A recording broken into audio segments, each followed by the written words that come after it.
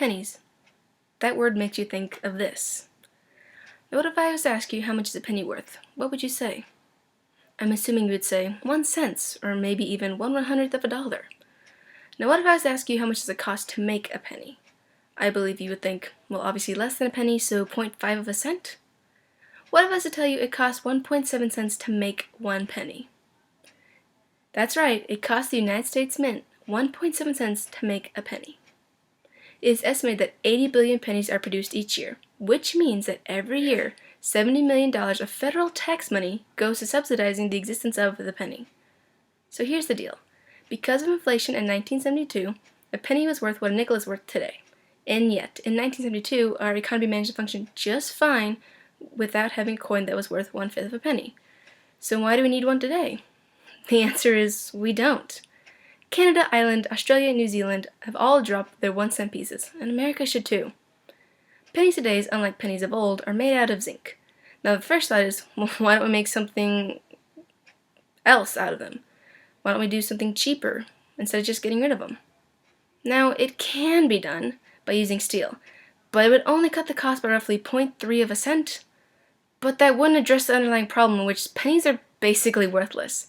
Now I know your reaction is, what? No, they cost a cent. They aren't worthless.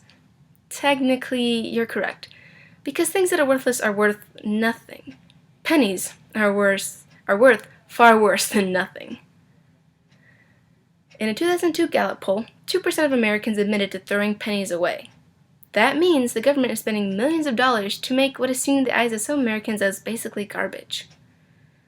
So there's this very important idea in economics called opportunity cost, which basically means anytime you are doing something, you could be doing something else. But several studies have proven that the time Americans spend fiddling with pennies cost us real money, as much as $1 billion a year. So every year American taxpayers pay $70 million to have the opportunity to lose $1 billion in productivity cost. The only real reason we haven't gotten rid of the penny yet is because of the penny lobby called the Americans for Common Sense, CENTS, which is funded by the only institution in the world that benefits from the existence of the penny, a company in Greenville, Tennessee called Jargon Zinc Products, which create blank discs to create pennies. The Americans for Common Sense main argument is that we're a species of sentimentalists, and we just like having pennies. People grew up with them, and they love Abe Lincoln, and he's on the penny. But see, this isn't a sentimental issue, it's a rational one. For everyone else in the United States, pennies are not just worthless, but incredibly expensive. But that's not even the ultimate reason to get rid of them. The ultimate reason is that money exists to facilitate the exchange of goods and services, and pennies don't do that efficiently.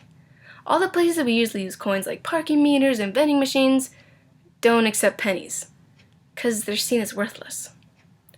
Try it. Go to your nearest vending machine and see. 95% of vending machines on the market don't accept pennies anymore.